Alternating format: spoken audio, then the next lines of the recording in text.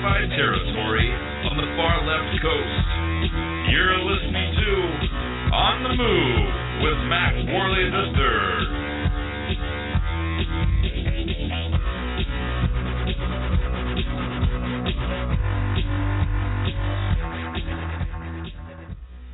Hello, Mack Pack. It's great to be back with you. I'm Mack Worley III, and this is On the Move, the show that attempts to inspire you to stand up for your rights. And today is going to be a really fun show. I got to tell you, I am so excited about today. The date is January 4th, 2015, and by the way, Happy New Year, guys. It's been a whole year since I talked to you, right? No, not really. It's only been a week, but it's the first episode of the new year. I'm really excited about, New Year's, new beginnings, things like that. It's always great to have a fresh start, to look at everything with new eyes, basically. So that's what I'm doing this year. 2015, it's a new year. It's a fresh start. We're going to get things going right. And by that, today's episode is titled, The Truth Belongs to Everyone. And this episode is all about citizen journalism. It's episode 56 of our series On the Move with Mack Worley. This is a subject that's really near and dear to my heart, and I think a lot of you probably are like me in terms of this as well.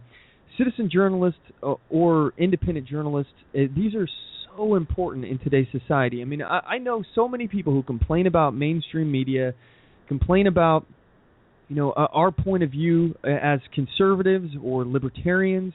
It's just not being covered even by Fox News and some of the people in the conservative media. But I know so many people that complain about the liberal media, but this is a great way for us to actually do something and make change, affect change, and get story out there. Okay, so why did I name this episode "The Truth Belongs to Everyone"? The whole reason I did is because today's episode is designed to inspire you guys to stand up and become citizen journalists, okay? So pick up the torch. The information is out there. There's so many ways to get a story nowadays. There's so many ways to break the truth, discover what we're being told that's a lie, and then get to the truth of the matter. The truth belongs to everyone. It's not just, me or the corporations like NBC or Comcast, people who have these monopolies on the mainstream media. They're not the ones, they don't hold a monopoly on the truth. They may hold a monopoly on the news cycles, but not the truth. The truth belongs to everyone. And that's why I'm here to say, go out there and get that truth, everyone. Pick up the torch, become a citizen journalist, an independent journalist, even if you don't want to have limelight on yourself, or if you don't have a whole lot of time to disseminate that information or have a podcast or something along those lines, which I think is a great idea. If you want to start a podcast, that's an excellent idea. If you want to do a YouTube channel, that's great. If you want to just get out there and protest on something or film somebody protesting, that's great too. Activism is great all around. But the point is, all you have to do nowadays, we're in a viral world. We're in a digital world. So all you have to do is to just whip out your camera and start recording and post it online, share it around a little bit. And if there's truth in what you're showing, the message will resonate. The story will get around. That's why things go viral nowadays, because people realize truth. People feel the truth in a message. Some people may have a mistruth in a message and they may buy it, just like what we're seeing with this hands up, don't shoot, hands up, don't shoot, that we see in the Occupy 2.0 movement. They believe that to be truth. However, forensic evidence has shown that it's not true. That Michael Brown was not assassinated with his hands up in the air and him on his knees. That just forensically did not happen. So they've bought into that message. However, it's our jobs as independent or citizen journalists, however you want to look at it, to report this truth, the truth, and back it up with evidence. I vet my sources. Everything that I'm reading, I'm either telling you it's my opinion or telling you where I got it from.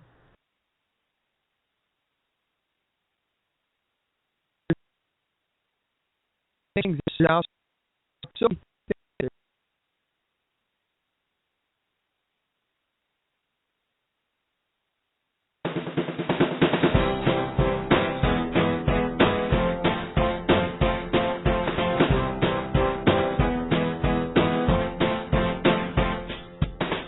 Support On The Move.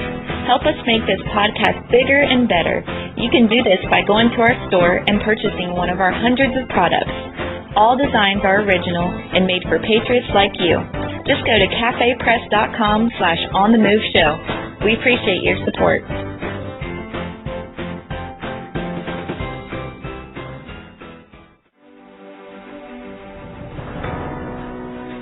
Hi, I'm Latasha Worley, and I work with candidates to creatively and effectively communicate their message to voters. I offer professional graphic design services, from yard signs to flyers, from logos to vehicle magnets.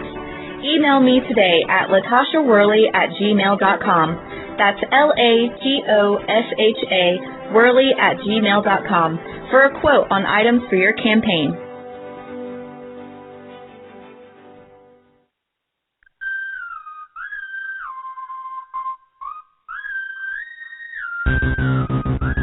Broadcasting from deep within occupied territory on the far left coast. You're listening to On the Move with Mack Worley III. Stand up, speak out, and get on the move. And now your host, Mack Worley III. you know, we talk about the truth here, and the truth of the matter is Comcast is a horrible internet service provider. Anyway, I'm doing what I can with what I got as far as internet and everything, but many of you may have known that we've been having a series of issues, and I don't know if it's with Skype, if it's with Blog Talk Radio, or if it's with Comcast, which is my current ISP, but right now, we just got dropped 2 times in like 5 seconds, but maybe it was Comcast because we were talking bad about them. I'm guessing. That's what I'm going to go ahead and say. But, I've had nothing but problems with this, and, we just keep pressing on. So I apologize about getting cut off there, but I'll go ahead and finish what I was saying. The truth is out there, and without sounding too much like a sci-fi show like the X-Files or something, go out there and find it. All right? It's up to each and every one of us to stand up, take back the narrative from the progressives, from the socialists, communists, Marxists, anarchists. They're out there spreading lies, spreading mistruths, and that's pretty much their whole MO, is to get people ginned up about something that's just not even remotely true. They don't have any facts to back it up, and that's why it is so important for independent journalists to do what they do, to get out there and spread the message of truth and push the dial forward for liberty. So anyway, with that said, we got an action-packed show for you guys today. It's going to be crazy. So I'm really excited about it. So first things first, like I said, today is our Citizen Journalist Highlight episode at 5:15 p.m. Pacific Standard Time, so that's a few minutes from now. We're going to be joined by my good friend Leo Stratton. At 6 p.m. Pacific Standard Time, we're going to be joined by Laughing at Liberals. Then at 6:30 p.m. Pacific Standard Time, we're going to be joined by Dan Sandini. And, all of these guys are citizen journalists out here in the Pacific Northwest, and we're going to be covering their experiences, their motivations for doing what they do, and their hopes for America. So, and just so you know, all of these good friends of mine, I like these guys a great deal, and I'm really looking forward to today's show. This is a 3-guest episode. I've never had this before. Never had this many guests on at once, but it's going to be pretty cool. I'm really excited. It's going to be so much fun. So, anyway, with that said, we also, if we have some time, I'm not sure how much time we're going to have later in this episode with this many people on, but we're also going to cover some other articles in the news. I got a bunch of stuff that I'm sitting on that I want to get out there and let you guys know about, and also get your guys' take on it. And as usual, you guys are always welcome to call in. You guys are the reason why we do the show. So feel free to join the conversation today by either calling us at 619-924-0986. Again, that's 619-924-0986. Or you can email us at talk@onthemoveshow.com. And Also, just so you guys know, we have a post on Facebook.com/OnTheMoveShow. It's the pinned post, and that one right there, we're using that thread as a chat room for today's show. So feel free to comment on that, and I'm monitoring that post. So feel free to leave whatever you have, and maybe your comment will make it on the air. So anyway, any topic that you guys want to talk about is on the table. So feel free to tune in with any comments that you may have. I want to hear from you guys today, and one last time, I just want to give that number, 619-924-0986. Our MacPack phone lines are open, so feel free to light them up. Also, before we move into the meat of today's show, don't forget to check us out at our website, OnTheMoveShow.com, here at blogtalkradio.com/OnTheMoveShow. You can also check us out at Facebook.com/OnTheMoveShow, YouTube.com/OnTheMoveShow. Got a lot of original content on there, lots of activism videos, commentary stuff, just a lot of reviews that I have on there too. But we got some everything on there is like original content, so feel free to check it out and subscribe. Also, you can follow us on Twitter, twitter.com/OnTheMoveShow. And anyway, at this point, we're going to go ahead and move into my favorite segment of the show, and we like to call it the Weekly Defender. And now it's time for the Weekly Defender. You have the right to defend your life, the right to defend your family, and the right to defend your freedom. All right, this is a segment of the show where I report about armed citizens in the news who have used their firearms to defend their family, their property, and or themselves. Our first Weekly Defender we found in an article on the Kitsap Sun in Bremerton, Washington.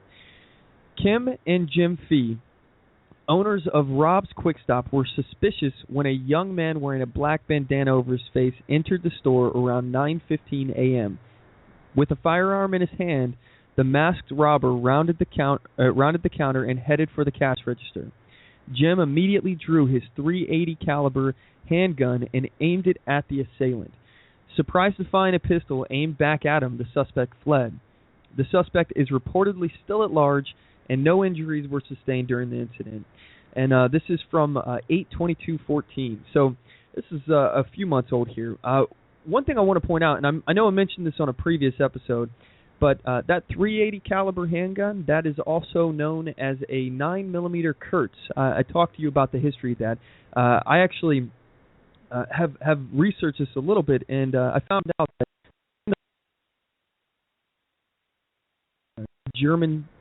the German army, and basically, long story short, after World War II, the Germans wanted to make sure that their police officers never had the ability to be basically a military again.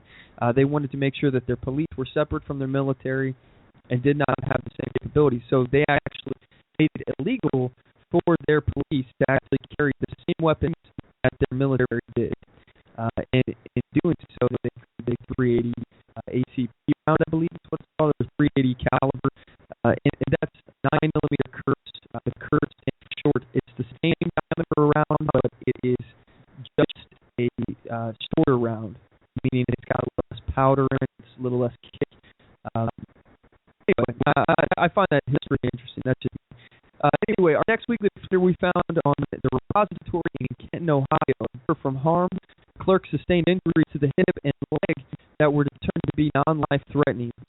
2 20-year-old suspects were taken to the hospital and later died. The third suspect is still reportedly still being sought by police, who are investigating other convenience store robberies in the area. And this is 9/14/14 when that story was reported from the repository. So anyway, I got one last story here, and this one is crazy. First, for several reasons actually, but the first reason is because it's very close to me. This is out of Renton, Washington, and it's something that I wanted to cover for that reason.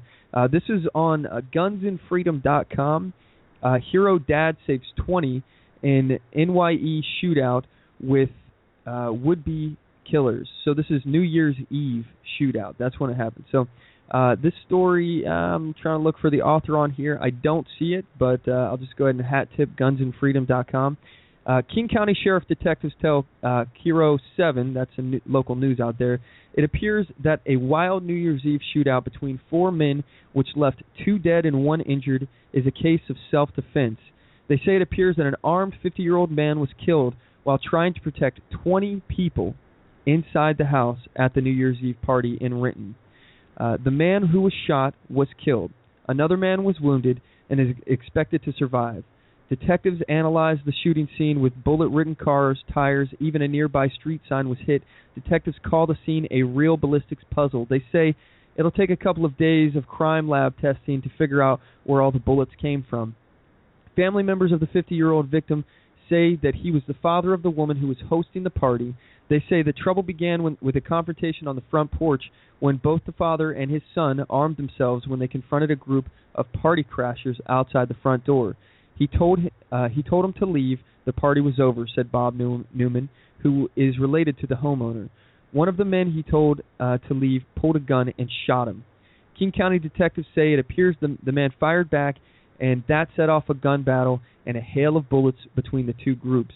Residents of the house say the party crashers were complete strangers to them, and they came looking for a fight. Detectives believe the people who belonged at the party were well within their legal rights using guns to protect themselves, but others wonder why this had to end so tragically. I don't know why the police weren't called right away, said Newman. If the police had come and told those people to leave, I don't believe this would have happened. Well, first and foremost, I disagree because the way it sounds in this situation that it kind of escalated very quickly before the police even needed to be involved. So at that point, I don't really think that calling the police would have changed anything. They maybe would have showed up a little sooner, but it's highly doubtful that the police would have been there in time to stop anything. These people, I think they did the right thing. It's unfortunate that lives were lost in the process, but you have a right to defend yourself.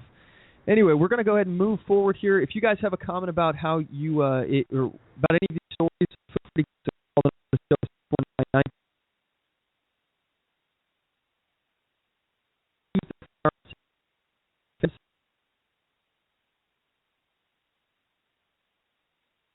And good friend of mine, so don't go anywhere. You do not want to miss what we're about to cover. Oath Keepers is a nonpartisan association of current active duty military, reserve, guard, veterans, peace officers, and firefighters who will fulfill the oath we swore, with the support of like-minded citizens who take an oath to stand with us, to support and defend the Constitution against all enemies, foreign and domestic. So help us God. Join us at oathkeepers.org.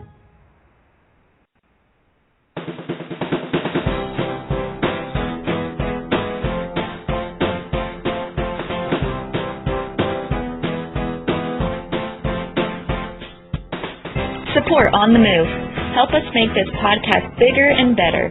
You can do this by going to our store and purchasing one of our hundreds of products. All designs are original and made for patriots like you.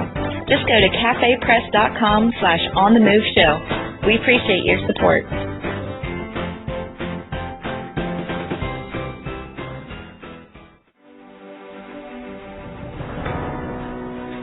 Hi, I'm Latasha Worley, and I work with candidates to creatively and effectively communicate their message to voters. I offer professional graphic design services from yard signs to flyers, from logos to vehicle magnets. Email me today at latashaworley@gmail.com. That's LATOSHA Worley@gmail.com for a quote on items for your campaign.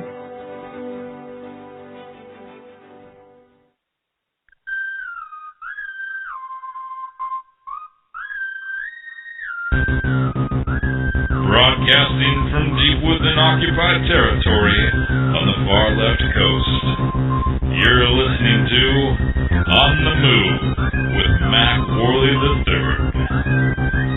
Stand up, speak out, and get on the move. And now your host, Mack Worley III. And we're back. All right, so I don't know how much of the episode you guys have actually been able to hear.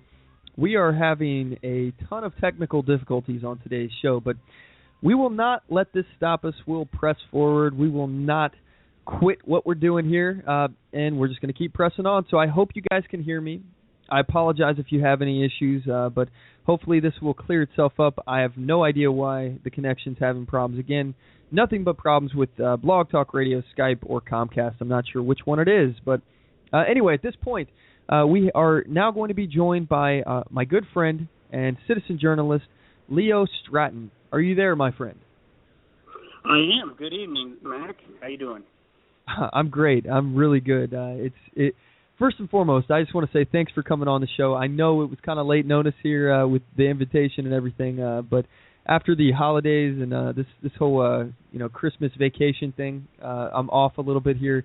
I kind of dropped off the grid, and I was just spending time at the house here and just spending time with family and stuff. So I've been kind of the most important thing. Yeah, well, I've been kind of in my own little world here, so I've enjoyed it. But come Monday, things are back to the grind. So anyway, yeah, so we all know it. Yeah. Yeah. So first things first. I'm just curious because one thing that this show is about. I want to inspire people to actually get involved and pick up the torch of citizen journalism. And I'm curious, Leo. What was the driving force? What was the reason why you got involved in the first place? Well, let me preface this a bit by saying I was brought up in Eastern Oregon in a very orthodox culture where just about everybody was dependent upon themselves, and you didn't eat if you didn't work, that sort of thing. Brought up by my grandparents that went through the Great Depression, and they had the same opinions. So very conservative. But politically, I couldn't give two, what's about it. And then 9/11 occurred. And, it woke me up to the fact that can happen here, that happened here, and the things that we had always just heard about happening in other places, due to whatever reason, be it Clinton, whatever you want to blame, it happened here. And if we didn't get involved and watch our own backs, our government was going to create the same kind of problematic republic that many other people are living under, oppression, dictatorship, and things like that. And it really scared me. So I became interested, to say the least. And following 9/11, I saw such a quick turnaround to us being unified after the tragedy, to so much finger pointing by the left side and hate mongering and everything else, and it pushed me harder to say, I need to put my money where my mouth is, so to speak. And since my money is basically going to fund the entire government, I don't have the money to put in my mouth is, then I'm going to change from within and just try to be involved. So I became a precinct committee person, Republican from Multnomah County, and just being involved there, and then jumping back a little bit before that. When we had this Occupy mess here in Portland, my wife actually worked down near the plaza that they had destroyed down there, their main occupation area downtown Portland. And I saw firsthand just the absolute ridiculous mess of humanity, rape, and everything else that was going on there. And it really upset me, and I was fearful for my wife's well-being as well. And I just, I see the news, and every once in a while a gentleman would be down there, and he was right in the middle of things, filming, and he was being lambasted and everything else, but he was getting the actual story out. And I really admired that. And I'd heard of Andrew Breitbart, and I had heard of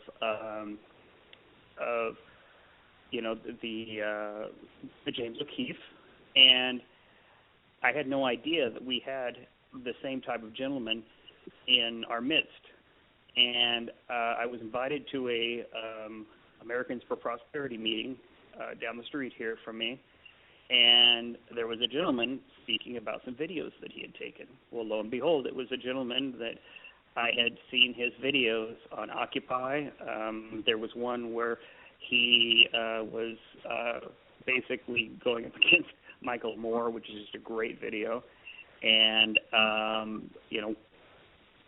I was just, he said, all you need is a camera and some guts, and YouTube is everybody's newspaper. It's where the truth really can come out and not go through a producer or, somebody's political outlook. It just comes out what happened. So, I was really encouraged and began because of Dan Sandini at Daylight Disinfected. And he basically, I told him, I talked to him, great, down-to-earth guy, and I said, I've seen you get assaulted in these videos, and, I honestly feel like, if you want somebody there, just one more person to make sure that these goons don't try to come after you, I'm your guy. Just ask. And he actually had me come down in the Mark Callahan situation here. Willamette Week had basically Mark Callahan was running for what was he running for? Anyway, the state, and he was discouraged by the fact that the writer was writing absently blah, blah, blah about a fellow candidate that he was running against. And he said that was disrespectful. He called him out, and he subsequently was booted out of the meeting. And so, knowing Mark Callahan, Dan and I went and interviewed him, and I filmed him, and basically from there, Dan just got me started. Was that your first event that you went and covered? Yes. That's the first time that I'd held a camera to do it. I had a little Samsung handheld, and then he had set up a tripod. We were in the parking lot of the Arby's down at Woodburn. It's right off the exit there by the big outlet mall. And we had agreed to meet Mark there, and he was going to speak to us. He had actually was preparing the next morning. He was going to be on Fox and Friends national show talking about the situation. He ended up being on several other national shows as well, but we were supporters and friends of his, so he said, I'd be happy to speak to you guys about it. And Dan and I prepared some questions, and Dan set up his tripod and filmed it, but then he gave me what you and I know as B-roll, and that's backup film in case whatever, things go haywire or whatever. And so I filmed him interviewing him, and we looked over the film, and Dan actually preferred the video that I took over the stationary video on the tripod because it was more personable. I kind of went back and forth between them as they asked questions, and it went off really well. And Dan gifted me with a same kind of camera, bought me and sent it as a gift, and I just went out and started filming events within our network as we find out about them via social media. That's awesome. One thing that Dan is really, really good at is he knows where everything is. Him and Laughing at Liberals, I got to say, they always surprise me when they're covering events I don't even know are taking place, and they're showing not only the events that are taking place, but some of the outrageous stuff that happens at it. Dan has inspired me as well, and he's actually going to be on the program today at 6:30. So we're really excited to have him on, and obviously, he's done a lot for citizen journalists out here in the Pacific Northwest. He's inspired me and you. And one thing I want to get to here, because I know you've just recently had some experiences at this. I believe it was a town hall meeting. Is that correct? Actually, yes, it was. I'm sure your listeners are aware of the hands up, don't shoot people, and it seems that the Occupy Portland folks, the transgender folks, every self-diagnosed victim group gets together, and it was passed along to me that they were going to be gathering and protesting beginning at the McDonald's up here between Foster and Woodstock at 82nd, and then going up to Ron Wyden's, Senator Oregon's town hall meeting, which was up probably a couple of miles, maybe mile and a half, up 82nd at Division. So, I showed up at McDonald's and filmed them from the beginning point all the way up to they're going up 82nd and then arriving at the town hall meeting, which subsequently they ended up canceling because they broke inside and shouted down his own meeting, and it just got too far out of hand. They just decided to cancel the whole thing because compromise couldn't come, and they insisted that the meeting would, became theirs rather than Mr. Wyden's. Mm-hmm. So what do you think about this kind of tactic? Because we see this tactic all the time on the left. That they constantly will bombard a meeting or something and then shout people down. I never have seen this, and perhaps it happens, but I've never seen it at all, where a right-winger will come in, or like a libertarian conservative, or even just a Republican will come into a meeting and start taking it over, a leftist meeting. What I have seen happen, though, is where one individual is silently recording a lefty meeting, and then suddenly they shut down the whole meeting because they don't want the truth getting out. Dan Sandini, by the way, has been there for those kind of things, and I've watched a bunch of videos that he's done like that. Well, what are your thoughts on this difference between the left-right paradigm? Well, I've always believed that the right uses things such as, the old saying of a hand up but not a hand out, using basic common knowledge and basic common sense to accomplish, and they think in that way. I've always felt that the left is all about emotions and feelings and ramping up sentiments based upon that, and wrapping themselves up in almost like a cultish revolution of something. And that's what I really see is, and they know that the legitimacy, of having a camera there and exposing what they're truly being said when they're used to being shadowed by a media that fawns over them and reports in a positive way no matter what they do. It's truly scary to them that what they're actually saying and doing is going to be exposed, because then it's not a sentiment that is out there, it's the actual truth, and the truth will not set you free if you are a lefty.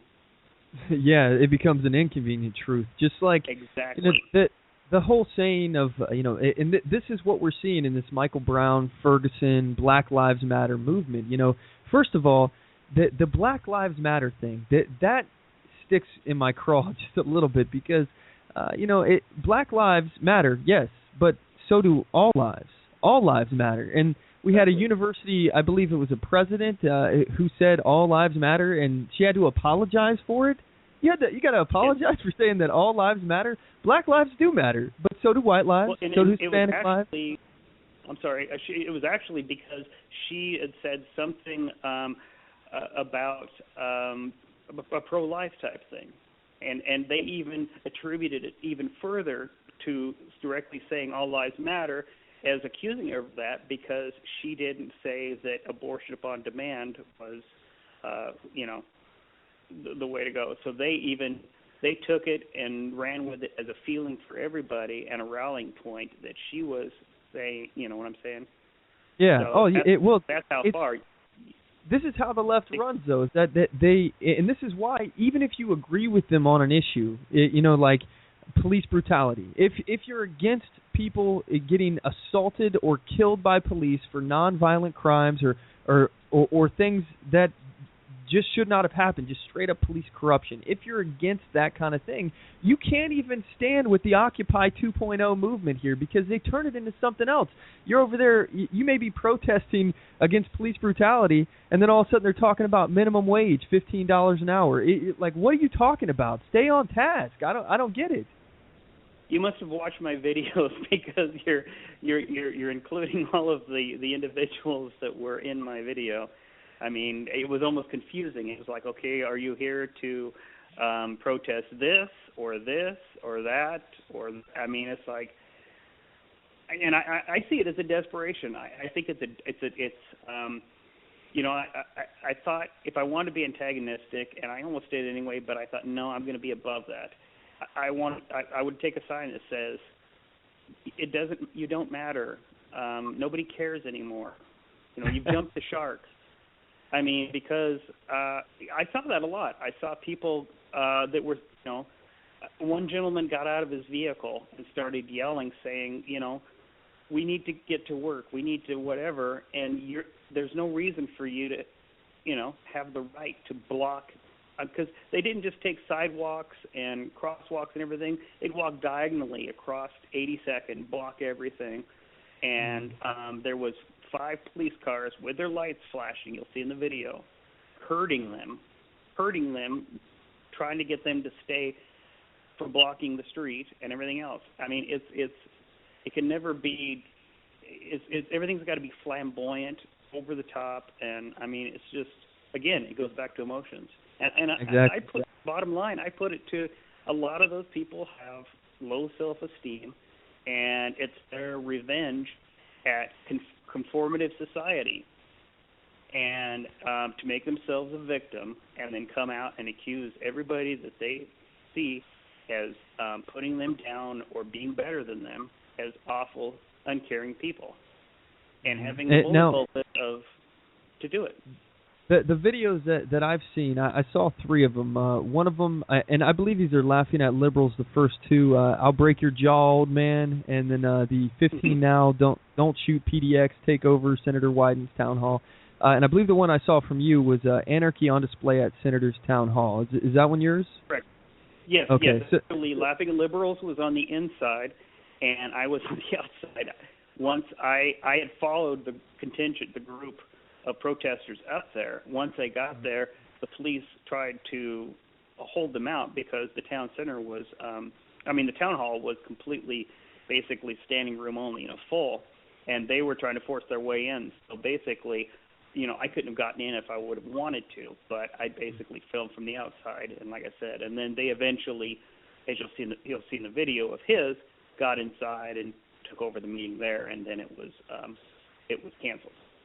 Okay, so where can people go as far as your YouTube channel? What's the address and all the stuff so people can check out your video? And in fact, I'm actually, as we speak, I'm posting it on all my social media right now. Thank you.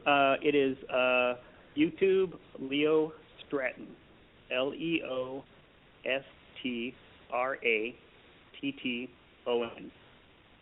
Okay, so guys, check out 5 his videos. Okay. Yeah, guys, check out his videos. Check out this latest one here. This is a perfect example of what we've been talking about. That, and we use the terminology "useful idiots." That this to me is the epitome of a useful idiot. Anybody who's out there right now that they're yelling "hands up, don't shoot," "hands up, don't shoot," that to me is you announcing that you have been duped. You've been tricked because forensic evidence has proven that Michael Brown was, in fact, charging at a police officer. He was not assaulted. So, if you're chanting this thing that is just not true, it's false, it's been proven to be 100% false, you now show your ignorance, and you show that you don't know what you're talking about. I think, in turn, it discredits their entire movement. What do you think, Leo? I entirely agree, although basically with that previous statement and the ones that I have made, we are in general racist, and that's their terminology. Again, it's throwing back the the victimization at the other. And that's my thoughts. But we can't be cowed by that, because I think more and more people, like I saw when I was out there and watched people on 82nd trying to go about their own business and everything else, Walmart and everything else, I could see that people are getting tired of this. They're seeing through it. They're seeing these people for what they are. And I think more of us need to go out and expose them for what they are. I think that's the best part of citizen journalism, is to get out there and to get the truth, because so many individuals are beginning to really, really understand that most news outlets filter the actual news through their editor and what they see, not as it really truly is. Yes, sir. Yeah, and that's, everybody has an angle, everybody has a spin that they put on it, but that there is no truth when it comes to, there's no spin when it comes to video. If somebody says something and you record it, you've got the truth, you got what happened, and this is what I love about videos from independent journalists or citizen journalists out there, just recording, having a video evidence of what happened.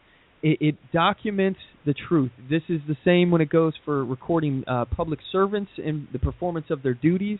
The truth is out there, and it, as I said, it belongs to everyone. We don't have to rely on these big billion-dollar corporations to report the news to us. We can go out and get the news ourselves. It's out there. Go get it.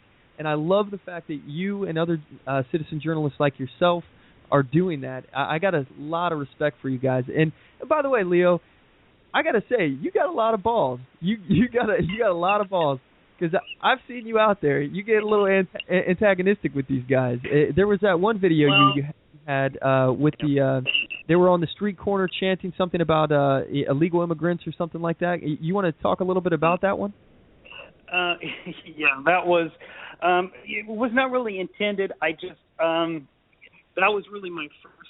I had heard about when all the children that were what did they call them?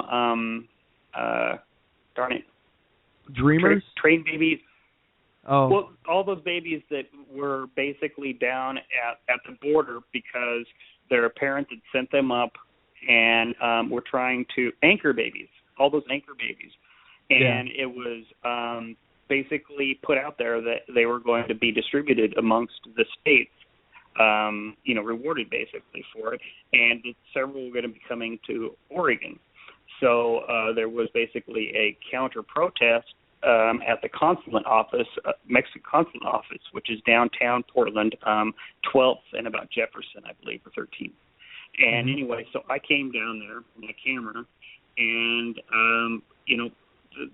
there were mostly people down there that were just had American flags and saying, this is not right. And then there was a group there of individuals that were calling us racists and everything else. And then, I was trying to carry on a conversation on video with them. Then an anarchist came in, and he had one of those bandanas over his face. And I said, hey, what do you have a disease? I mean, are you afraid of a disease? Are you robbing us? I mean, what's this whole thing? I mean, look at my face. I'm exposed. I have the guts, and this is honesty, and I am who I am. Why can't you be who you are? What are you afraid of? And so I guess if that's getting in somebody's face, that's how it is. But, some of these people, they're never called on it. They're praised. And, Mac, that's what I get really sick of is these people being praised in the media, because it encourages them to do even more, and it harms us as communities. It divides us and everything else for them being rewarded for that kind of behavior. Absolutely, yeah.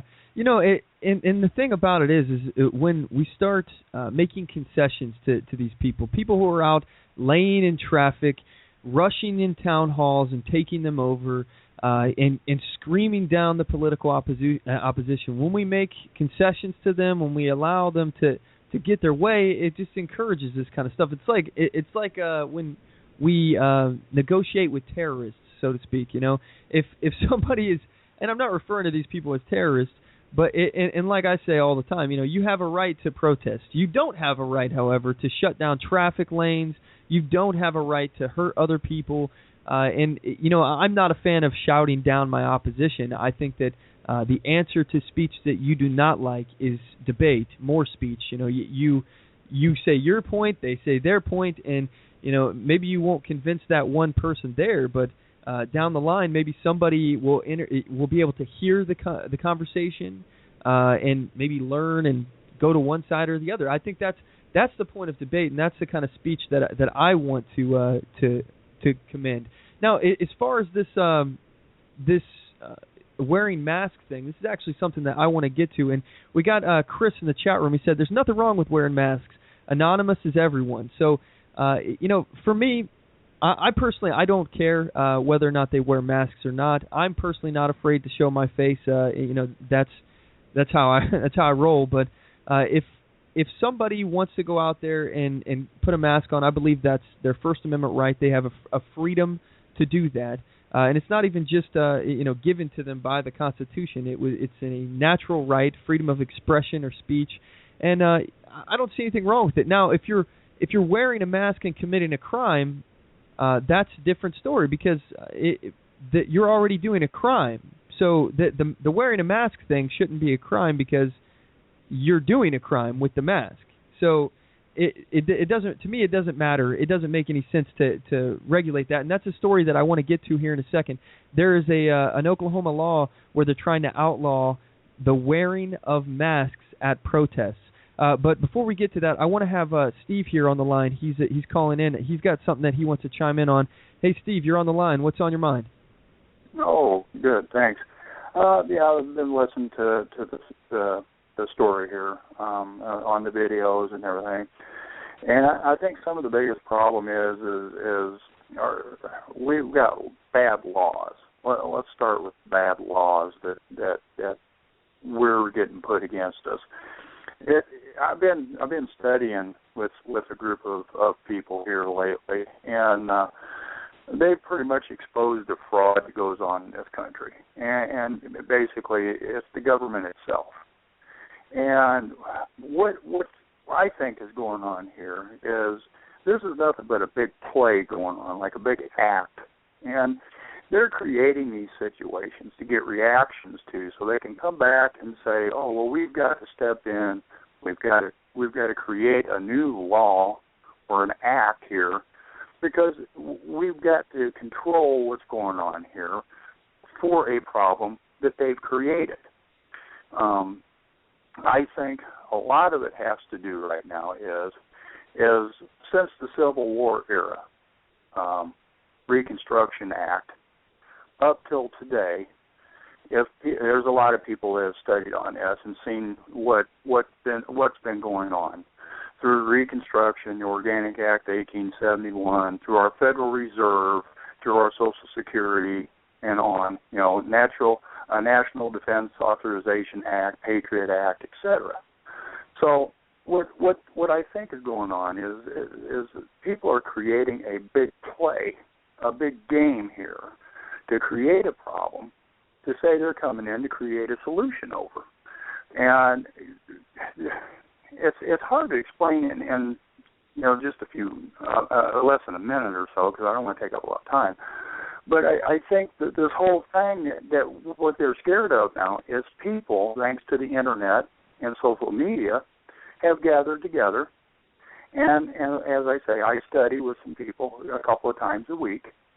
And the fraud's being exposed, and they're getting scared of it. They're being caught. Damn, Ponzi scheme, if you want to put it. So these videos and stuff, and I've seen his videos on YouTube. I've watched several of them, and I think they're great. But I think what they do, too, is they give new ideas to these bad politicians creating the bad laws that keep people restricted. Like you're going to bring up about the no wearing mask at protests. Well, they've already created a bill where the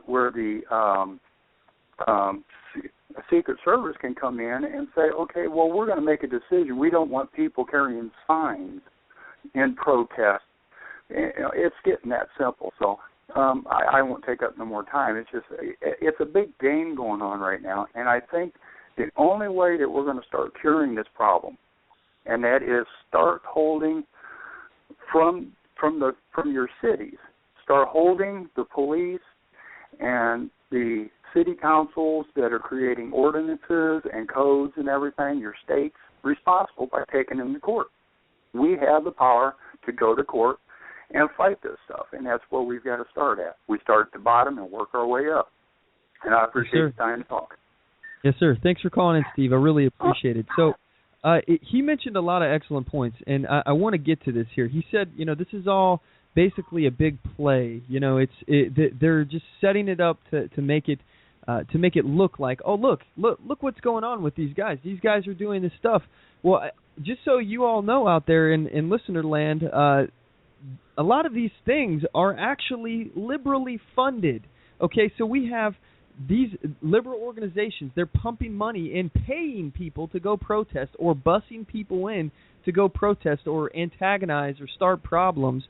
And that is an issue because these people aren't even necessarily people that know anything about what's going on, and they're getting paid or funded in some way to do this kind of thing. And it is a big play. It's a big trick to get people to think that more people actually care than really do. What do you have to say about that, Leo? Well, first and foremost, I would like to personally thank Steve, was it? Yeah. Caller Steve. Thank him for watching my videos, and I appreciate the compliment. And, I see it as I am a conservative. I'm a Republican because that is who most, attributes itself to conservatism. But, given the choice, I would always choose to be conservative above anything else as a way to live my life. And I believe as a conservative, and I think you would probably agree with me, all of us, our Bible, second to the Bible, of course, itself, is the Constitution. I would dare to say that the Bible, first to the Bible for the liberals, is Saul Alinsky's Rules for Radicals. Or the Communist Manifesto.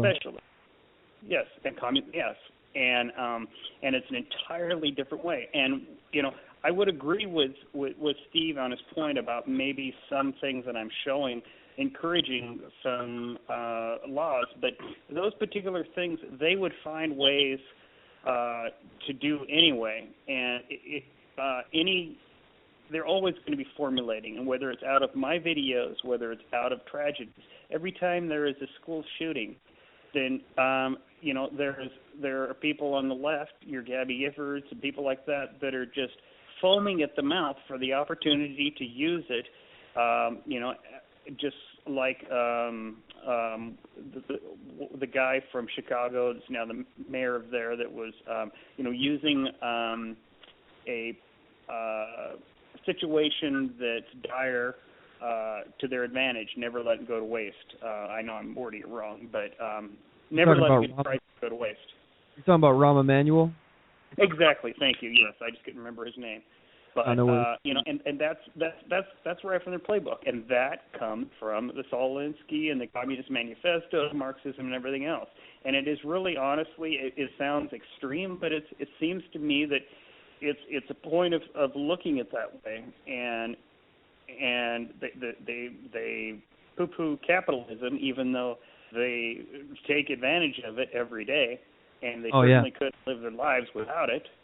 I don't absolutely. see them going around with so that's how I see. And yes, videos can encourage, but anything is going to encourage somebody who has the will to try and take advantage of a situation. And I think more so by exposing some of these things with video to everybody, at least they're going to be less apt to just continuously be mobilized to shove everything down our throats because, hey, we'll bend over and take it. Not to be too extreme, but, that's kind of true. No, it makes total sense. And for me, it was interesting when I first ran into Dan Sandini and laughing at liberals, for example, because I found it strange that they're covering events and giving exposure to the left in these situations, but in turn they're actually exposing what they're doing. At first I was like, is this promoting this kind of stuff, or is it just showing that these guys are nut jobs? And I find, after looking at it, I got it. I was like, oh, okay, I get it. These guys are nut jobs, and they're showing me the kind of tactics that these guys do. I don't think, I can see how Steve thinks it's like a double-edged sword where, it can get more exposure to them. I don't think it is more negative than positive. I think it shows people what they do. And, Steve mentioned one thing that I want to get to here is the no sign thing with Secret Service. All these restrictions that they're he was saying that may possibly be linked from these kind of things getting covered. And I definitely agree with you, Leo. I think that we have, more of an issue with politicians. And I agree with Steve that we need to focus on the politicians and the people, our leaders, our public servants. Those people are who we need to focus on, not the citizen journalists, but we need to have the citizen journalists out there exposing these kind of things, because regardless, we got politicians sitting there wringing their hands, just waiting for the next situation to take advantage of, and hoping that we don't pay attention to what we got going on. As far as things, for me, when it comes to laws, I'm against new laws typically. There's not very many restrictions on the public especially more restrictions than we have already. We've got a ton of laws in the books. So I'm not a fan of new laws that restrict us. However, I love the idea of restricting the government. So let's flip everything back on them, okay? So no signs? Okay, well, let's make it so the government can't have any signs. How about that? No masks? Excellent. I think it's a great idea that the police should never be allowed to wear masks, because that right there, you're a public servant. You're performing an official duty. Why are you covering your face? What do you have to hide? And if you are some kind of detective that needs your identity secret, don't go on the raid or whatever that you're doing that you have somebody else go in your place if you have to remain undercover or something. If we're talking about not too long ago, I saw a story where the government's now trying to propose a bill to take away body armor from civilians. Well, how about this? No body armor for the government. How about that? No body armor. If we can still have it, but they can't. I think every restriction that they want to impose on us, let's impose back. And here's another one. If we have to have Obamacare, they have to have Obamacare. Yeah, exactly. I mean, these are the kind of things. That's a perfect example of the double standard. They try to shove something down our throat that they wouldn't accept themselves. Exactly. Being here I know you're in Washington. Being here in Portland, basically, they will come out with new taxes because they've wasted the money that they've gotten for certain items, say our roads and stuff, on other things like bicycles, choo-choo trains, whatnot. And they will come out with these, we're going to have a street fee. And then they exempt their own people from it. They'll be like, we can't, our PERS people, which is the retirement government local citizens that are, funded for the government, they have to be exempted because they signed a contract such and such a way. And it's just, how can you be any more ridiculous? You want to cram these down, make people pay more money. And to me, the people that say, we need to keep giving more money because our roads, did somebody drop you on your head when you were born multiple times? My gosh, bend over and get whacked and say, thank you, sir, may I have another? That's the kind of things. And that's, going back to Steve's point, that's another feeling that I have is we, the people, actually don't have to be subservient. The best way to infiltrate and to change things the way that they should be and the way that where we govern ourselves is from the inside out, like you said, from the bottom. And that also means that people that get involved, we find our true leaders and our intelligent people that should be in there, and then we propose that they run for office, and they can start at, for a school board, and then maybe a city council, and go on and on and on. But that is how the left has taken over the country in a lot of ways, is by putting people with their like-minded, what they feel, and infiltrating the entire system with them. If we want to get back some semblance of control and get back to what our founding fathers' principles were, we have to get involved and place our people in there. Because yes, sir. Yeah. We have to have somebody in there that is a vote against all the ridiculous, crazy things that are, frankly, hurting us as a country. Absolutely. Yeah, I mean, everything with the left is so divisive. That they keep pitting us after each other, dividing us into smaller groups. White versus black, rich versus poor, and it just seems like it never ends. It's men versus women, old versus young. It just never ends. I want us all to come together as Americans and put our differences aside and try to work towards something that's going to be more sustainable as far as economically. Right now, we're spending $1.44 for every dollar we earn, and we don't have an income problem. The IRS pulled in more money last year than they ever have, ever in history. We have a spending problem.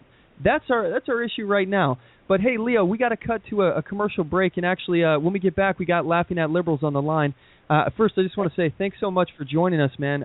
It was a great talking to you today. Same to you. I've always wanted to be on your show, and I truly appreciate you having me on. It's been a real pleasure. I enjoyed myself.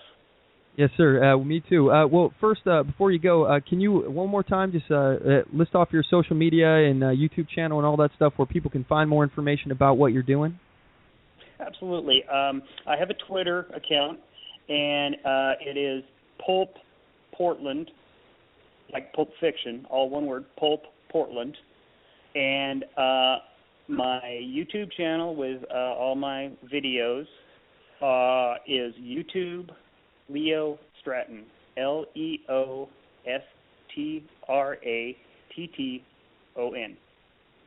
All right. Well, guys, check him out. You're going to want to keep an eye on his YouTube channel. He's going to be going to more events. And again, thanks so much for coming on, Leo. Pleasure, and I will be talking to you very soon. We got to go yes, do sir. some more filming. All righty. Yeah, take it easy, right. Leo. So Leo is actually the guy that goes down with me to do those Man on the Street videos where we do trivia in the park, basically, of Portland. And he's done some great work with me, and man, he's a great cameraman. I couldn't do the stuff that I've done down there without him. So thanks for that too, Leo, by the way. Anyway, guys, at this point, we're going to cut to a quick commercial break, and when we get back, we're going to have Laughing at Liberals on the line. You guys don't want to miss this one. We'll be right back. I do solemnly swear that I will support and defend the Constitution of the United States of America against all enemies, foreign and domestic, and that I will bear true faith and allegiance to the same, and that I take this obligation freely without any mental reservation or purpose of evasion, pledging my life, my fortune, and my sacred honor. So help me God. Join us at oathkeepers.org.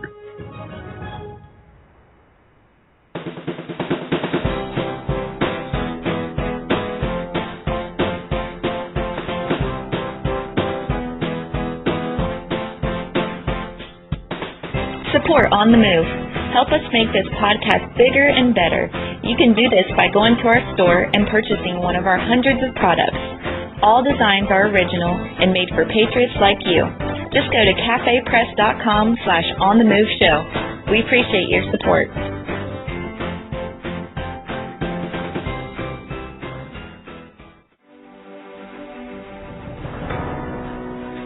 Hi, I'm Latasha Worley, and I work with candidates to creatively and effectively communicate their message to voters.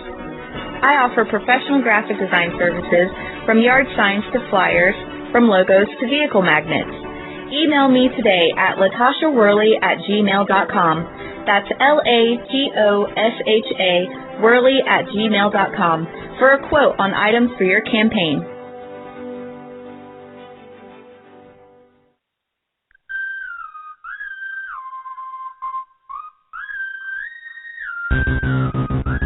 Broadcasting from deep within occupied territory on the far left coast. You're listening to On the Move with Mack Worley III. Stand up, speak out, and get on the move. And now your host, Mack Worley III.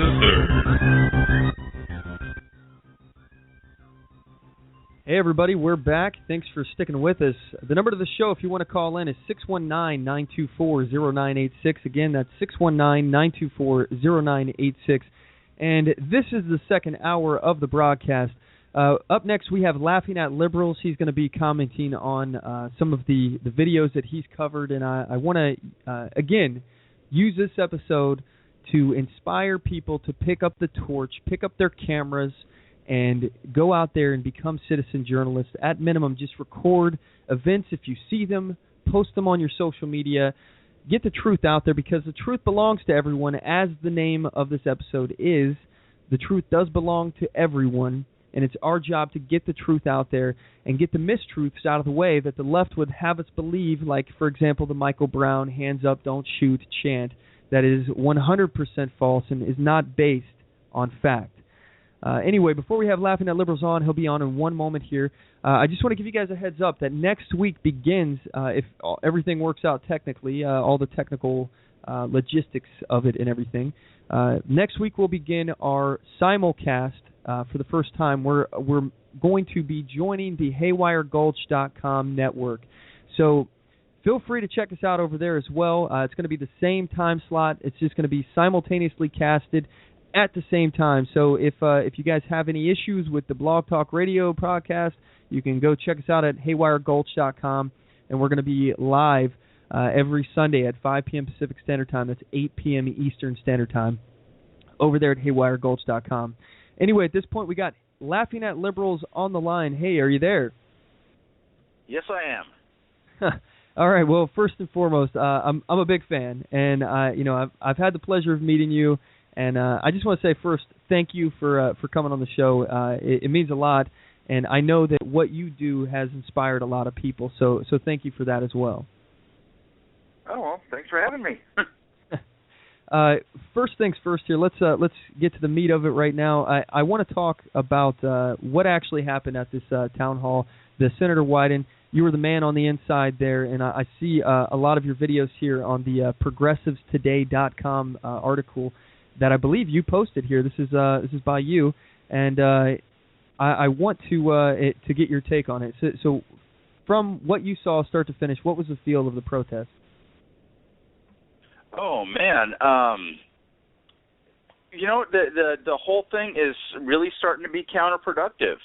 When the whole movement started here, a month and a half ago, after the jury decision came down, I actually sympathized a lot with a lot of the original core people of the movement there, because I viewed it as and not so much a racial issue, but an issue of the state having too much power over individuals, and I thought that was something that we could have common ground with, and so I supported a lot of this at the beginning, but it was really quickly taken over by a lot of the same professional protesters, as I refer to them as. It's the same people that are always out there protesting anything for the sake of protesting. And you got guys grabbing the microphone that are preaching, their Marxism, anti-capitalist stuff. It's like, what on earth does that have to do with what happened here? So the movement was very quickly hijacked, and now we're seeing the results of that, basically. Absolutely, yeah, and it seems like it may start out on something that is possibly legitimate, like a topic like police brutality, and for me, I think the Michael Brown situation is the weakest, worst case that they could have started on, because Michael Brown, involved in a strong arm robbery, pulled over for questioning after the police talking to him for getting out of the middle of the street, saying, hey, get out of the middle of the street, gets the call about the strong arm robbery, looks over, sees the guy has the cigars in his hand that just got called in about, stops to question him, gets punched in the face. Michael Brown tries to take his gun. The gun goes off in the car. Michael Brown tries to run away. The officer pursues.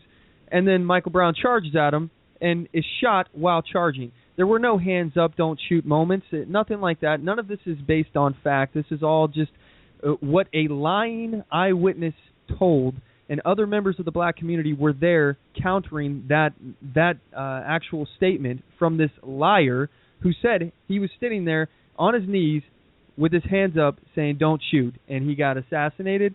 That's not even fact. But what I want to talk about here, one case that I think actually is not racially oriented at all, but one thing I think it does is illustrate the power of the government, like you were just talking about, is this Eric Gardner situation. Well, what are your thoughts on that situation? Oh, I think Rand Paul said it best when he said it's an issue of overtaxation because, I don't have time to pore over the thousands of pages of these grand jury testimonies and whatnot. I wasn't a witness to any of these things. I don't know exactly what happened. I don't think only a few people do.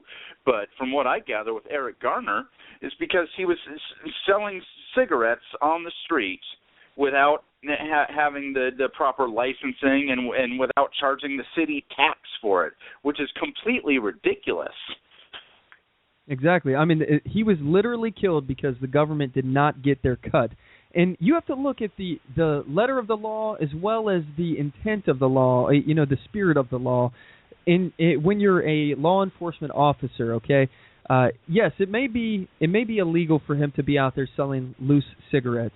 But at the same time, the spirit of the law, it wasn't meant or even designed to prevent people from selling just one here and there. You'd have to be there with a truckload of cigarettes in order for this to be a real problem. Now, granted, the business owners, and by the way, those are minority-owned in that area where Eric Gardner was stopped, and they actually are the ones that called it in because they were he was taking away their business, and he wasn't paying the taxes that he should have for that.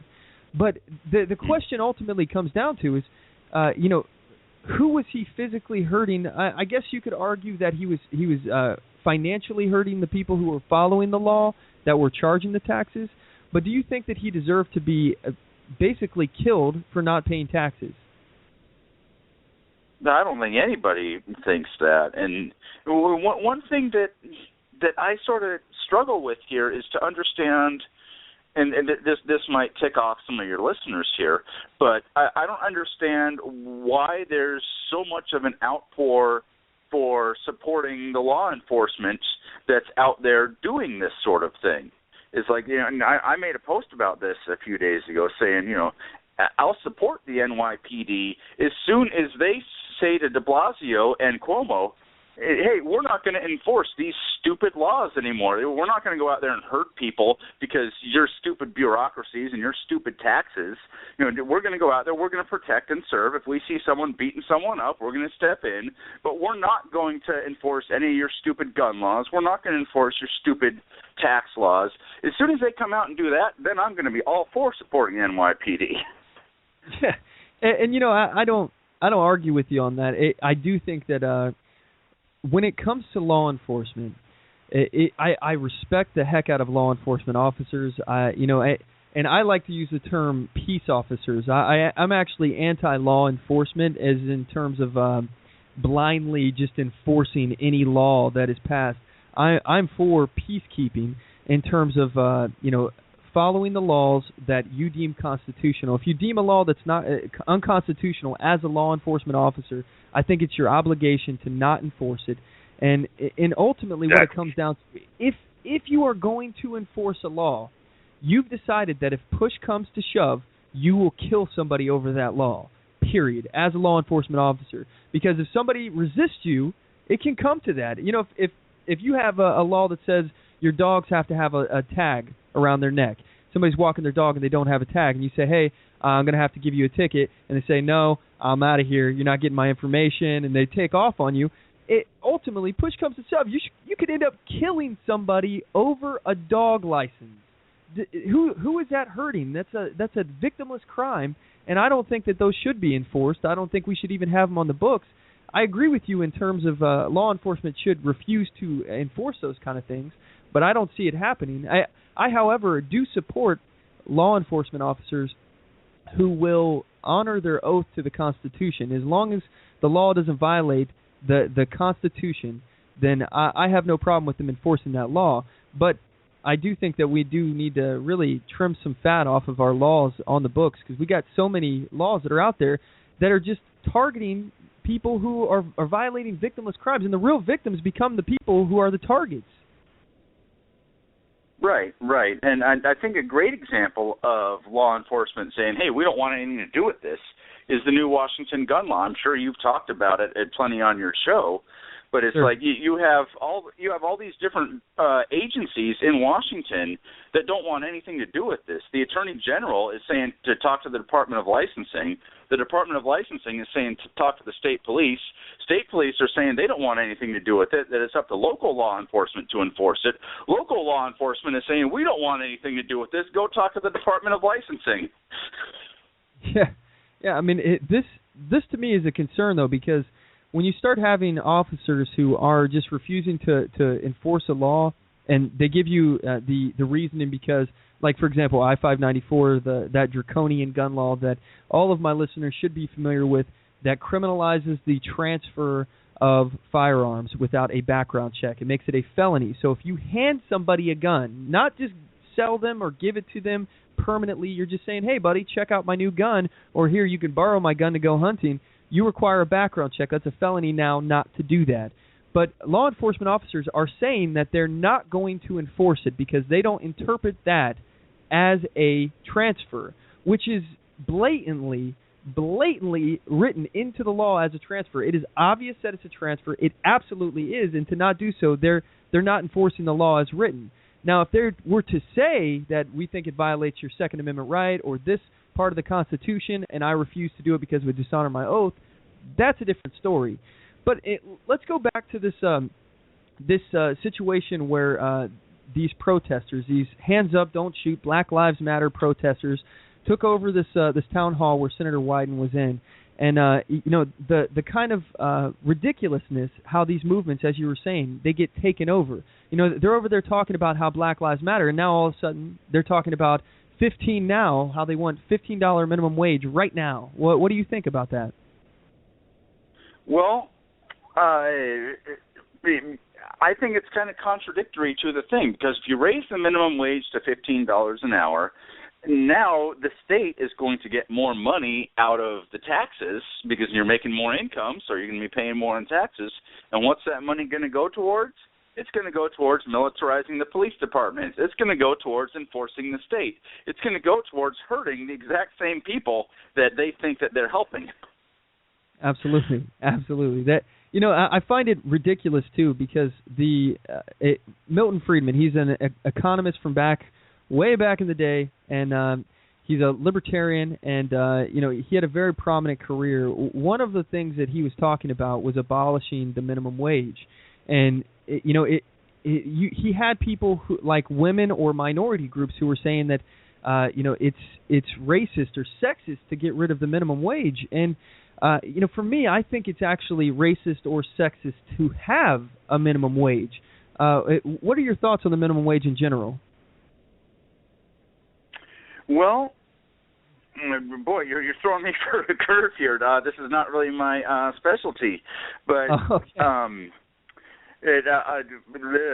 one thing I'll say is, so let's say they pass the $15 minimum wage thing. Now, these are also the same people. All the people with the 15 now are the same people that are involved with the Don't Shoot, which are the same people that were involved with Occupy Portland, same people that are out there, doing the Greenie protests, and it's all the same people. So let's say there's a business out there that's refusing to comply with that. They only want to pay their employees $10 an hour. Are these people going to call the police, who they're cheering for the death for, to come in and do something about this business? That's an excellent point. Very, very excellent point. For me, I think that the $15 minimum wage, it's one of those things that the Democrat Party, progressives, Marxists, socialists, communists, whatever is that you can tack onto these guys. For me, it's one of those programs that's designed to help some specific group of people. But what it actually does is it hurts those exact people that it's meant to help. And for example, it's a government policy. I think Ron Paul had a great quote that went something along the lines of, whatever the name of the bill is, you can be assured that it will do the exact opposite of that. Absolutely, yeah. Absolutely. And for what this does, $15 minimum wage, all right, the people that are dependent on minimum wage jobs, the people that's the only jobs that they can get, are the exact people that will be ineligible to get a $15 an hour job if it became the minimum wage, because that's a lot of money. What it will do is make sure and guarantee that people who are no-skilled laborers will never find work. It will make sure that the black community and females, if you are going up against somebody who is, for example, let's say you're trying to apply at a company and the owner is racist or sexist, okay? Right now, they have a tactical, strategic advantage when applying for a job, okay? If I'm a black person or a minority or a woman, the advantage I have over a white man who's applying for a job is I can say, sir, I will work for less. I will do that same job. I'll do it harder and better, and I'll take less money for it. But if you hire that white man, you're going to have to pay for your racism or sexism. You're going to have to pay more for it. What this does is take away that point that they have, that ability to negotiate, and not only that, but it also takes away the ability of the business owner to have a contract. I believe in the right to contract between individuals. I think that's something that we should do. So I think that just like all social programs that are meant to help out one group of people, minimum wage in general does hurt those people, and it makes the business owners who are racist, who are sexist, pay the exact same thing to hire a white man if they prefer to hire a white man, as opposed to a minority or a female. I think that they should be forced to pay more for being racist or sexist, and I think that the minimum wage takes away that choice. But so I have some questions about this meeting here at the town hall. As far as when they came in and everything, how quickly was it shut down, the actual meeting that was happening? Did it shut down immediately? No, they were trying to actually make amends with the protesters. In the videos you can see Wyden saying, "Okay, can we get the meeting started? We'll let you guys would speak first after the meeting starts. We'll let you get your questions in. We'll address your issue, but there's other people that have lots of other topics to get to." And the protesters were like, no, we're taking over this whole thing. So they started chanting and shouting, and Wyden and some of his staffers, Alyssa Kenny Geyer, a state representative, was also there. She was sort of the one sort of heading up the whole thing. So they actually stood off to the side for a little bit. So the protesters swarmed in, did their screaming and chanting. They busted through the doors. Actually, Derek Foxworth, who's the former Portland police chief, he was in charge of security for this thing. And so he's got some of his security guys out there who are trying to shut the doors because they're getting to be over fire capacity in the room.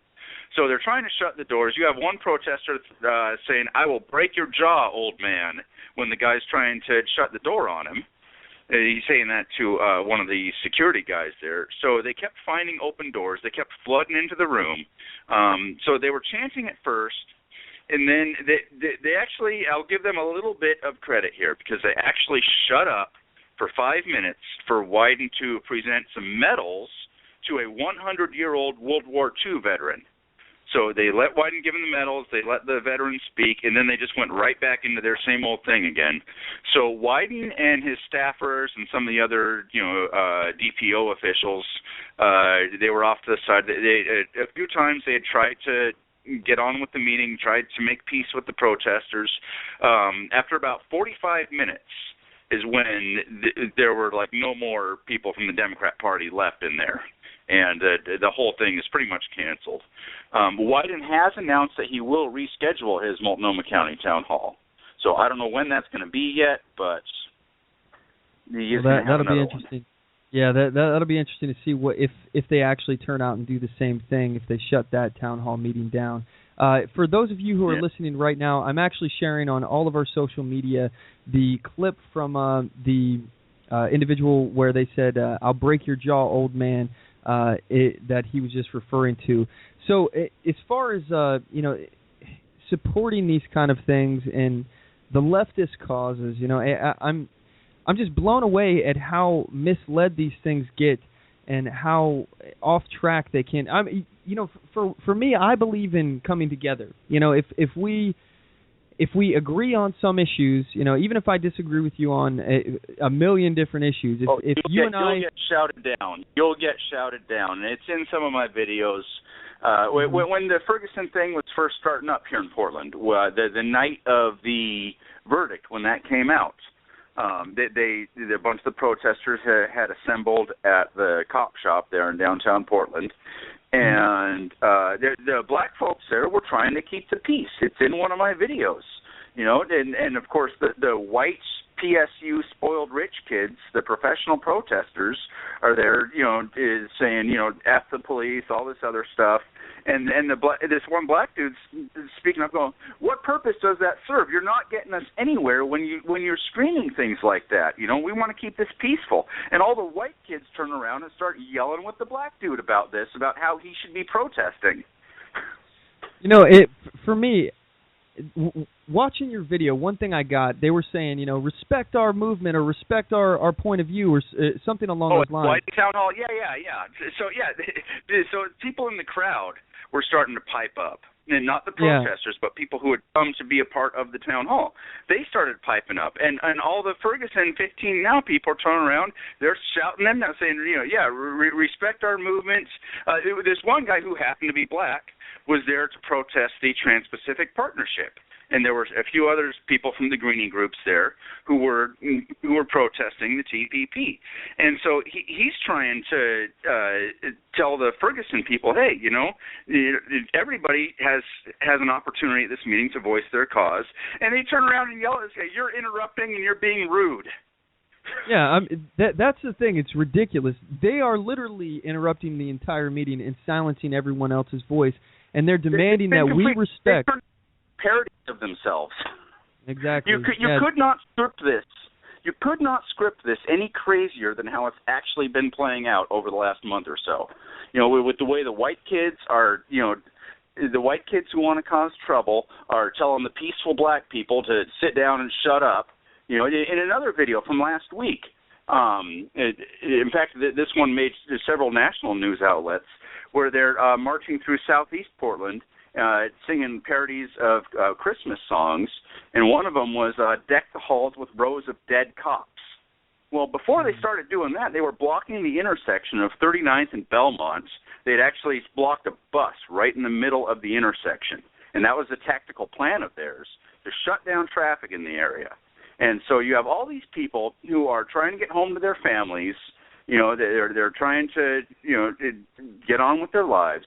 They're blocked by about 30 protesters, and then including a couple of black chicks. They're in this crowd. They're stuck in traffic, so they come over to argue with the white anarchist kids. They're saying, "Hey, I got to get home. I got to go pick up my son." And they're like, no. They're shouting her down. This whole thing is so ridiculous. You could not script this to be any more ridiculous than what it's turned out. Well, I'll tell you, I have absolutely no respect for a movement that doesn't respect somebody else's voice, that silences their opposition, that blocks traffic, lays down in the center lane of a highway or under a bridge, closing off bridges. How about respecting people's right to go to work without being harassed by some jerk? How about not causing people to be late and possibly be fired? You say you're upset about poverty. You say you're upset about people being treated unfairly. Well, right there, you're treating somebody unfairly. You could have possibly got somebody fired who's already in poverty. So maybe they miss work. They're not able to come into work. Or maybe they're not able to go pick up their kid and something happens to their kid. Or worst case scenario, an ambulance isn't able to get to where it needs to be. Like we were all ginned up about when the Chris Christie big Bridgegate scandal came through, and we were told that possibly lives were lost. Well, what about the lives that could be lost in these situations? You know, I do not respect this movement because it does not respect anyone else.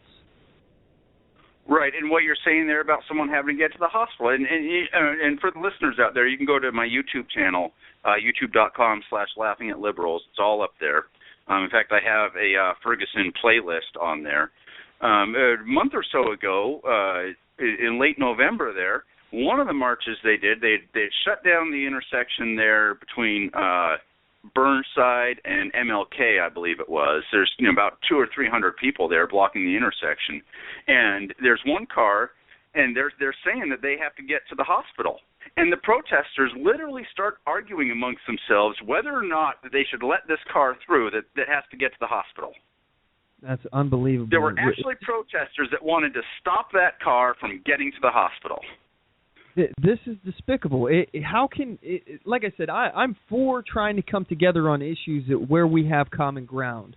All right, if you're against police brutality, by definition, that's a bad thing. I'm against police brutality too. But when they start shouting down people or starting to say that something is racist or police brutality that is absolutely not, or it's racially motivated and it's not, I mean the facts aren't there. Or they say that it's a cold-blooded execution when the guy was charging at the police officer is just not true.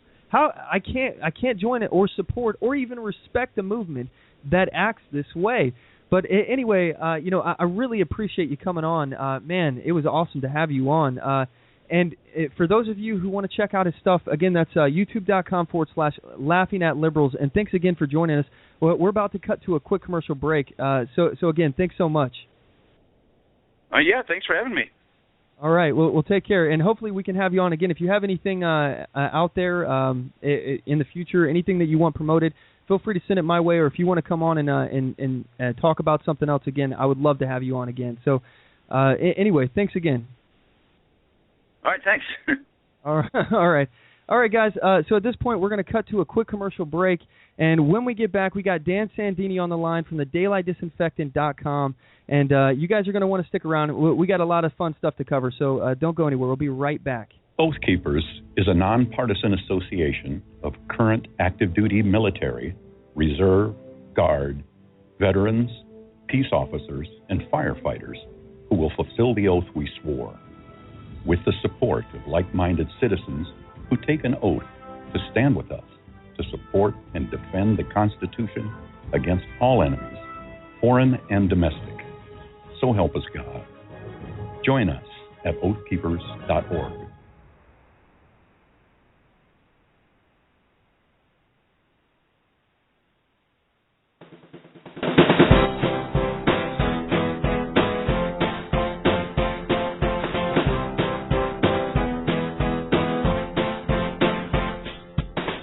Support On The Move. Help us make this podcast bigger and better. You can do this by going to our store and purchasing one of our hundreds of products. All designs are original and made for patriots like you. Just go to cafepress.com/onthemoveshow. We appreciate your support.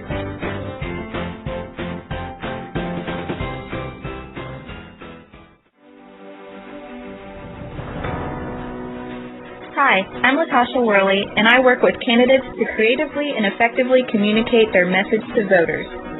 I offer professional graphic design services, from yard signs to flyers, from logos to vehicle magnets. Email me today at latashaworley@gmail.com. That's LATOSHA Worley@gmail.com for a quote on items for your campaign.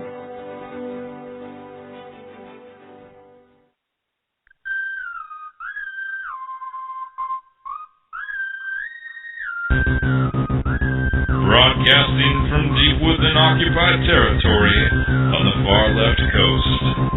You're listening to On the Move with Mack Worley III. Stand up, speak out, and get on the move. And now your host, Mack Worley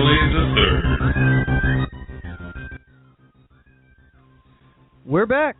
All right, the number to the show, if you guys want to give us your 2 cents, join the conversation. The number is 619-924-0986. Again, that is 619-924-0986. Or you can email the show at talk@onthemoveshow.com. You can get us at Twitter, at OnTheMoveShow on Twitter. You can comment on our Facebook page, facebook.com/OnTheMoveShow. Lots of different ways you can get a hold of us, social media, all that good stuff. My next guest is the great Sandini, the great Dan Sandini. He's with DaylightDisinfected.com. He's an inspiration to me and many other citizen journalists in the Pacific Northwest. I'm lucky to call this guy a friend. I don't know what else I can say to introduce him, but I got to tell you guys, one of the best people I know. I just really like him, really like Dan. Anyway, Dan, you're on the line. Thanks for joining us. Well, thanks for having me on the show tonight, Mac. How you doing tonight? I'm doing great. I'm pumped about today's show. I was just saying in the chat room, I feel like I had too much coffee or something because I feel like I'm just running a million miles a minute. So. Yeah, I drink about 6 cups a day, so I'm in the same boat right now. Some days I'm not doing so good, but today I'm firing on all 6 cylinders today. So I used to fire on 8, but I've gotten a little bit older now, and I'd like to pick up the conversation exactly where Laughing at Liberals left it off, if that's okay with you. But, absolutely. For those of your listeners who do not know it, you need to go right now, not to my channel, but to youtube.com/Laughing at Liberals, all one word. Okay, this guy is the premier citizen journalist in the Northwest right now. He blew by me. I'm just over 1 million or so. I think I passed 2 million views now, something like that. He's blown way past me, and it's like we were talking online today. It's like the guy gets 1,000 views just for putting something up on his channel because he doesn't put up crap. Okay. And the videos that he has, if you are interested in Ferguson, you must go to Laughing at Liberals on YouTube right now and watch the videos that he got over the weekend of the Ferguson folks. And where I wanted to bring it back to in the conversation back was Laughing at Liberals was just talking about a video that he has up right now where he caught these Ferguson, Portland, #Ferguson, #PDX protesters singing Deck the Halls with Piles of Dead Cops, okay, as atrocious as that is, okay. That story got picked up, by the medium-level blogs and then the bigger blogs, and it's just blown out of proportion. I don't know how many views that thing has right now, but it got so bad, Matt, you're a success in this town, when it finally circles back and somebody inside the Willamette Valley is forced to grab the story and control the narrative, because the narrative on that had gotten out of control. And so what happened is, I don't know if you followed it or not, but Laughing at Liberals' story, and I hope he lets us use his real name at some point because it gets a pain in the ass saying Laughing at Liberals all the time, okay? But Laughing at Liberals' story got picked up by K2, okay? And Joe Douglas is the reporter who did it.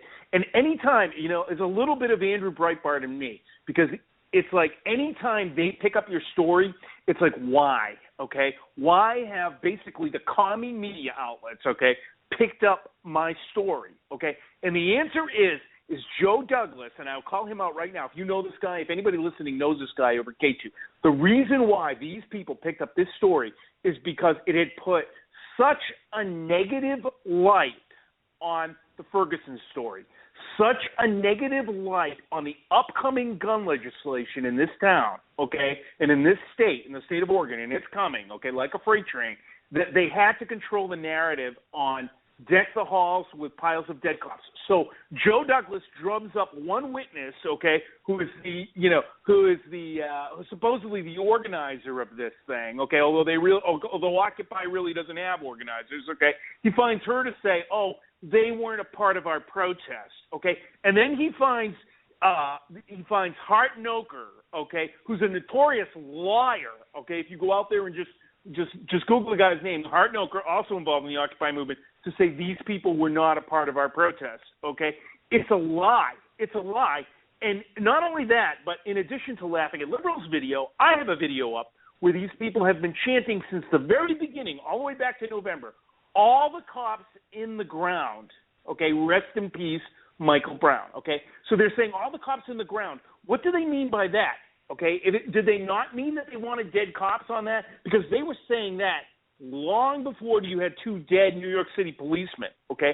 So they're trying to control the narrative and say that inside the Willamette Valley, this Ferguson protest, okay, was not calling for the death of police officers. That is a lie, okay? I will tell you that right now, Joe Douglas, that the organizers for these protests were singing that exact same chant, all the cops in the ground. They would have been happy on that day to see dead police officers. They were happy on the day. I've got the screen caps from it. If you want them, Joe Douglas, I've got the screen caps from them celebrating when those cops were killed, okay? And if they happened again today, they would be happy again, and they would be out there rejoicing over it. So the whole narrative of your story, Joe Douglas, that says that these people did not want dead cops and are not signing up to this, deck the halls with piles of dead cops is a lie. Okay, that narrative is a lie, and you as a reporter, Joe Douglas, are not doing due diligence, and K2, okay, is acting like Pravda used to be, okay, inside the Soviet Union. Now they're actually reporting real stories in Pravda, and places like K2 are reporting the mainstream, mainline Democratic narrative for what has to be said about that video. But the truth is that that's exactly what these people want, are dead cops. Honestly, in my opinion, that's what they want, is dead cops, and they're getting it. Absolutely. You know, and that's another reason why I don't respect this movement. You know, I'm all for police accountability. I'm all for police officers, peacekeepers honoring their oath, and I'm pro those people. You know, those law enforcement officers, those peacekeepers who are out there actually following the law, enforcing the law that is constitutional, and the law that they deem not constitutional, they don't enforce. I'm for that. I do not respect a movement that calls for all police to be killed. I do not believe that all police are bad. I believe that there are bad apples out there. There may be, depending on the department, there may be more bad apples than good apples, or maybe more good apples than bad apples. But regardless, not every cop is a bad cop. Not every cop is a good cop. And just because you put on a badge or a uniform, that does not make you a good guy. That's exactly how I feel about it. Exactly. Yeah, I mean, your actions make you a good guy or a bad guy, and those actions have to be decided each and every day. A good cop can go bad like that. A bad cop can decide that he doesn't want to be bad anymore like that, but I doubt that happens as often. Anyway, before we actually move on here a little bit, I want to go backwards a little bit, and I've been saving this conversation for you because I know you and I have a bit of a disagreement on this one. And it's the bill that Oklahoma is now trying to pass to ban protesters from wearing hoodies or masks. And let me have you go first and give your thoughts on this. What do you think about this? I did do a little Googling around, and part of being part of it, you know, I have my origins here in the Northwest as a part of the Tea Party, okay? Small, and I guess my principles still lie there, but I try and examine the constitutionality of this stuff too. And you've got some pretty well-educated listeners out there, because I was reading through the thread that was underneath the show prep here, and there was just some great arguments, First Amendment arguments to wearing masks. And indeed, I did look it up, and I think your listeners have to look it up. There are 2 sides to the story, like there are to most stories, right? Actually, there's 3 sides to every story. There's his side, her side, and the truth, okay, somewhere in the middle, okay? And that's what these courts have tried to decide. And right now on the books there are, I think it's either 17 or 18 states that still have these no mask laws that are still on the books. And the courts, the state Supreme Courts, okay, it's never been decided as a part of as far as I know, as part of the Supreme Court of the United States. But 2 main Supreme Court cases, okay, which came down on the First Amendment rights to wearing masks, happened in Georgia and happened in Indiana. And I posted that link underneath your show prep page, so people can go and look at those 2 arguments. But it's extremely interesting, and they are based around the Klan, okay, which makes it even more, it's like it's hard to agree with the Klan on anything, okay, but the Klan is actually saying, we should have the right to wear masks because our views differ from what the pejorative view is, what the majority view is, and our views are going to be stifled. We are going to be intimidated if we are not allowed to protect our anonymity, and therefore our First Amendment rights will be squashed, will be quelled, okay, by the fact that we cannot maintain our anonymity by wearing these masks. So we should have a First Amendment right to wear the mask, and that any lower court or any state legislature that tries to put something in the way of me and my First Amendment right needs to be found unconstitutional, and, I don't need to follow that law.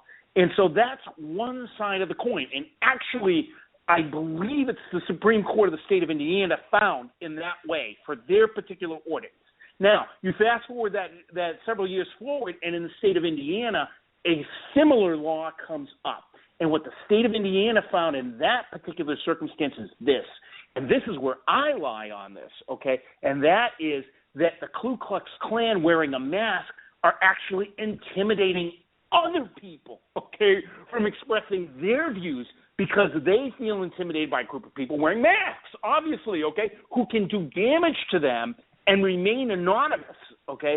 And that's where I am at these events, okay? And I want your listeners to think about that, okay?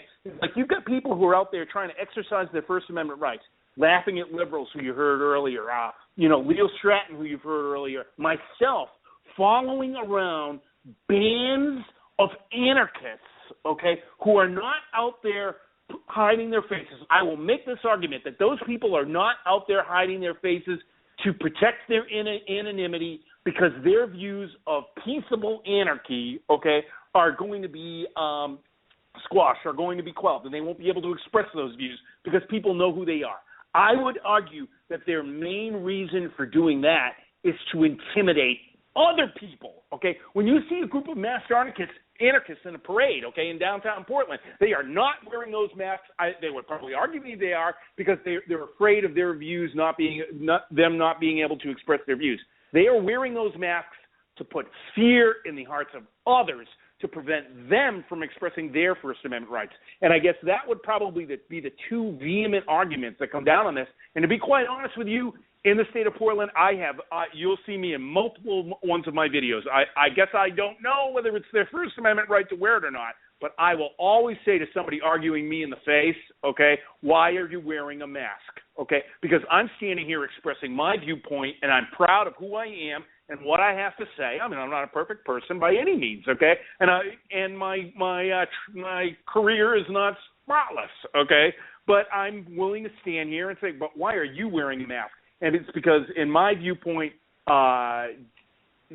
someone who wears a mask in that particular circumstance is someone who has committed a crime or is going to commit a crime, one of the two. And so, I say, look, I'm not going to let somebody shiv me in a parade and then or shiv me when I'm following these people around and they're breaking windows over in the southeast, and then all I can tell the cop is, let's see, he was wearing black boots, black sweatpants, a black hoodie, and a black bandana around his face, and he was about 5 feet 3 inches tall and was carrying a pipe and a shiv in the other hand, okay? That's my description for the police officer. That's not right, okay? I ought to be able to identify my attacker, okay? And if I can't, that is intimidating my First Amendment rights to film someone and express my viewpoints on my YouTube channel. So I guess that would be my argument when it comes down to whether you should be able to wear a mask or not. Now, I'm sure there are different opinions, and I'd like to hear yours, Mack.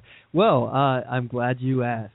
So the way I look at it, and this goes for all rights, okay, in terms of everything. When people say we're going to put up a religious display, and all religions are welcome to participate. And then people get up in arms when the satanic people want to put up a display as well. Well, you asked for it. You literally asked for it. People have a freedom of religion, and if you're going to support all religions or open it up for everyone, you have to be willing to accept that something you don't like is going to come out there and happen. So in terms of this religious thing, and this is freedom of speech in general, and I say this all the time, the answer to speech you don't like is more speech. And all we have to do is look, for example, at the Ku Klux Klan thing, and let's relate that, okay? Because they say that they need to protect themselves by covering up their face, okay? Covering up their identity, keeping that a secret. Now, we just had somebody on the show that keeps his identity a secret. He goes by laughing at liberals. I'm not comparing him to the Klan by any means, but I'm just saying, he could be a target by these lefties. And we know that they're violent. No, he has been. Just to interject for a second, he has been. I mean, he's been attacked by these people. I mean, I know it. I know they put hands on him before. You know, I mean, they spit at him. You know, they've gotten in his face. They've hit his camera. They've hit his arms. They've hit his hands. They've shoved him. I know. You know, they have attacked the guy. So I just said, go ahead with your point, Mac. But they've attacked the guy. And that's the point, you know, like being able to get out there. You know, imagine if he wanted to wear a mask. You know, he could fit right in on these things. Wear one of the Guy Fawkes masks. They'll never know what he looked like or who he was or who was the one that was standing there. And his identity is safe. He doesn't have to worry about it. He's safer. Now, if you're talking about people wearing masks and committing crimes, what the real problem is not the mask. What you're talking about is something that allows him to maybe get away easier.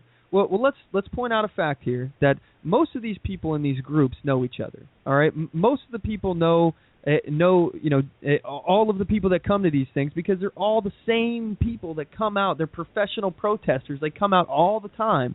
So it's very unlikely that if Joe Schmo stabs you, nobody's going to know who that was at that protest. Investigatory police officers are going to come down to catching that bad guy, which again is why I support police officers, because they have a really important function.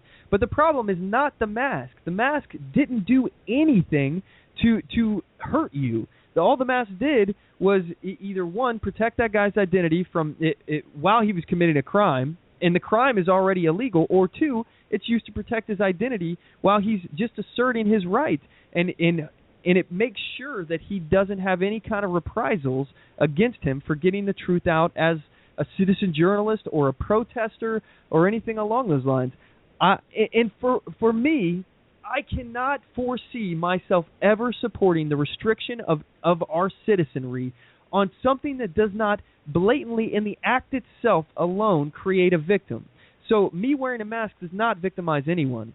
Now, me putting that mask on and then going to commit a crime, that victimizes somebody, just like I would never support gun control, because me having a gun doesn't hurt anybody. But me using that gun to go commit a crime, that hurts people. So for me, I look at it the same thing. This is an inanimate object. The inanimate object did not hurt anyone. Well, allow me to retort, but I will reiterate my point that my First Amendment rights, how are my First Amendment rights being protected as someone who is in the minority view with a camera, okay, and I'm using that camera to capture what's going on, okay, and express myself freely on my YouTube channel. That's my First Amendment. It's not even my First Amendment right it's not even the First Amendment right, freedom of the press. It's freedom of speech that we're talking about. That action is freedom of speech, okay, if you really look at what the Supreme Court has decided in the past. My doing that as a citizen journalist, okay, following these people. I'm saying that those masks of the majority view, okay, of the people who are in this protest, okay, who have a view of all cops in the ground, okay, and are walking around, and my view, and my being known with my face exposed, okay, and walking down the street with my camera, okay, that my First Amendment rights, I am being intimidated. I can tell you, I feel intimidated in my view, from freely expressing it, from wanting to be there, okay, from all those things are intimidated by those guys wearing masks.